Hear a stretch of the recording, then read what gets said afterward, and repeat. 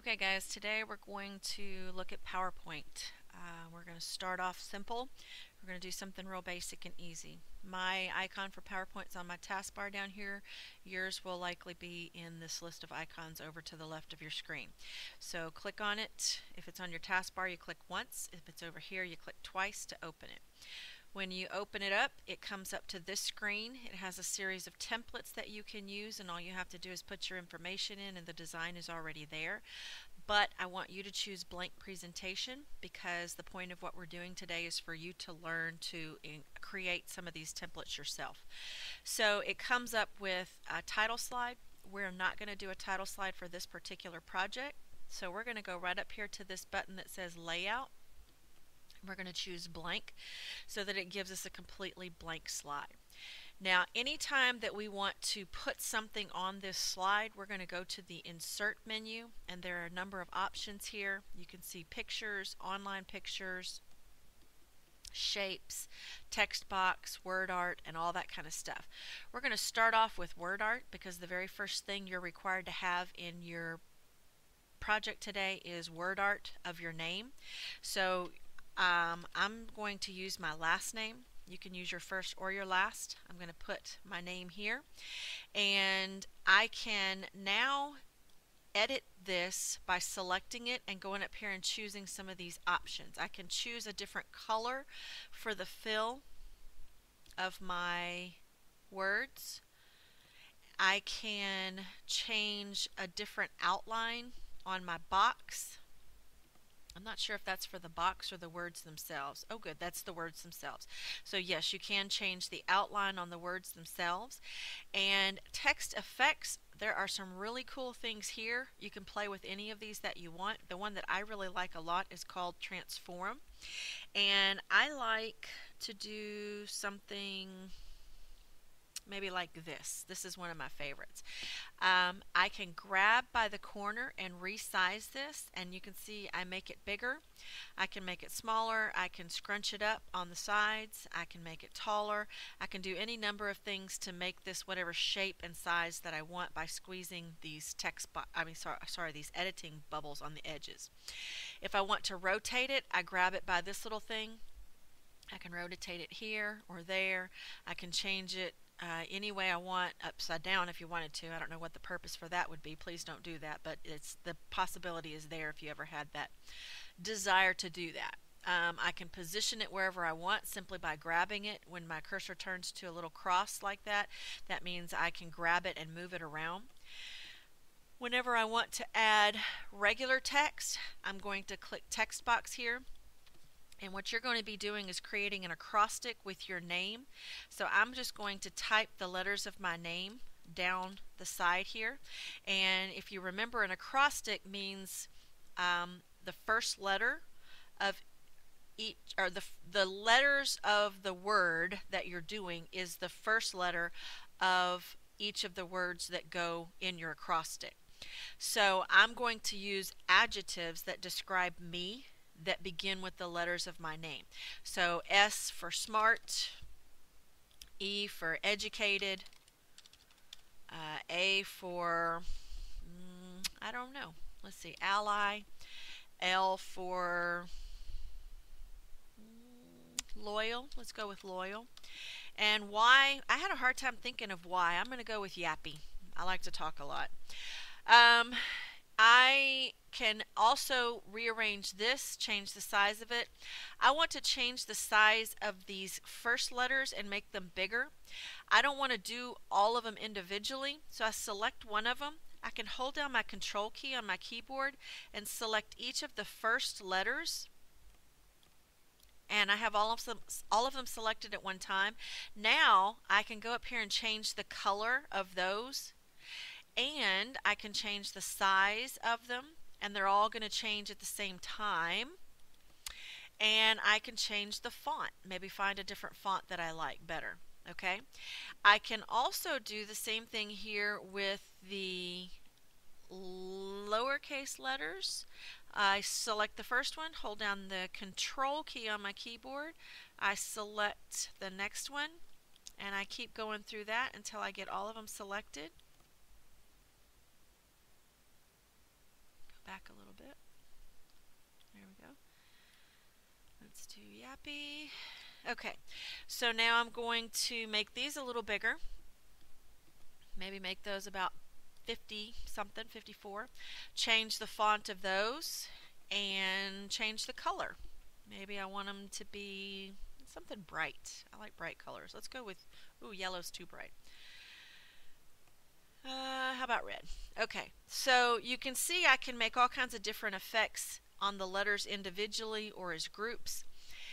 I can move this box around just like I moved the other one. I can put it anywhere I want. I can put it underneath here. I can move this over. I can actually make this a little smaller so it'll all fit together on the same side or the same section of my screen. However you want to arrange it, it's completely up to you. The other thing you need to include are pictures. You can either choose Insert Pictures. If you have pictures saved in a file in your OneDrive, you can do that. You can do Online Pictures, which allows you to go right here and search.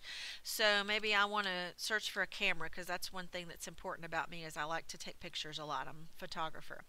And so I would go through here and search for whatever the subject is of what I like to do or things that are important about me. Click on it and choose Insert. And the same thing with this picture I can do that I did to the text. I can resize it. It's usually best to resize from the corners when you're doing pictures, because if you do from the sides, it messes up the shape or the proportion of the picture. But if you do it from the corners, it maintains the sizing proportion. I can also rotate this just like I did with my other stuff, and I can move it around. Some of the other stuff that you can do for extra credit would be to format your background. And the way you do that is right click and choose Format Background. You can go over here and choose a gradient fill, a solid fill. You can choose your color here. So for instance, I wanted a color. Now the only problem with that is the white behind this graphic is going to show up. That looks kind of tacky. I don't really care for that. I choose a pattern. I can choose any one of these patterns to fit. Again, the white on that graphic is going to show up. It doesn't show up very well on this one. This kind of hides it a little bit because the pattern is predominantly white, so that's why I chose that one. I'm going to go ahead and close that out now that I've formatted my background. Another thing I can add is sound. So I chose one of my favorite songs. So I can choose Insert Audio, and I choose audio on my PC, and I have a file that has music in it, and I can find a song that's in my music folder. Well, I have another file somewhere that has music in it. I think it's in my OneDrive. Let me find there. There we go, music. So I can, here's one of my favorite songs. I include that. Now notice when I put sound in there, it puts this little sound icon on there.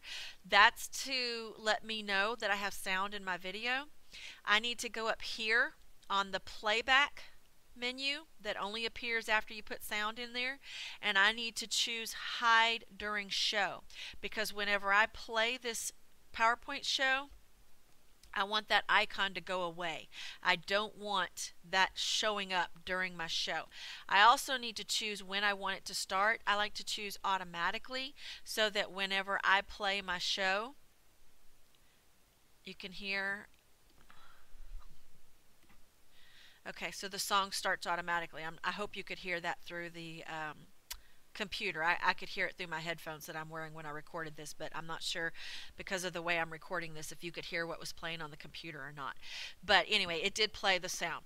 Another thing that you can do to add for extra credit is a border. So I just went to Insert Online Pictures and I searched for page frames. And I found a page frame that I liked. I used this one.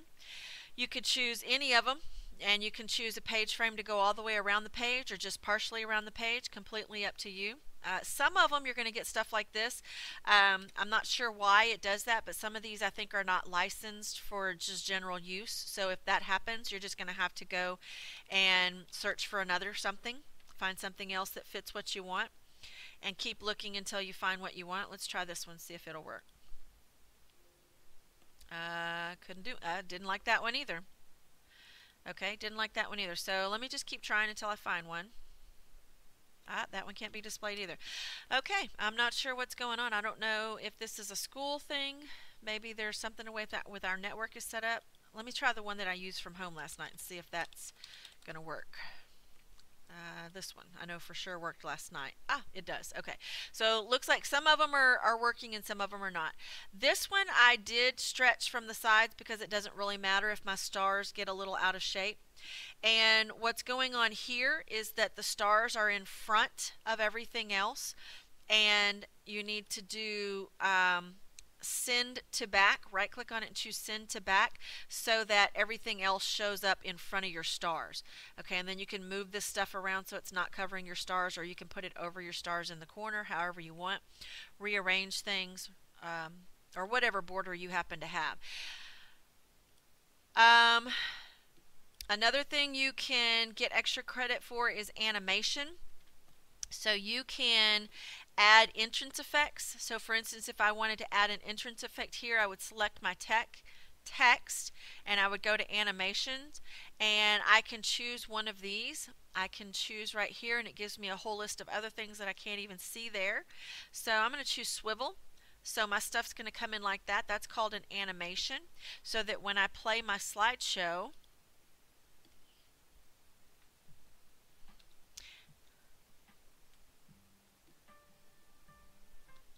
okay, you can see my animation there, and I had it set to appear on click, so I would need to say either on click or after previous, and you can set how long the animation lasts and all that kind of stuff. So those are just options you can play with.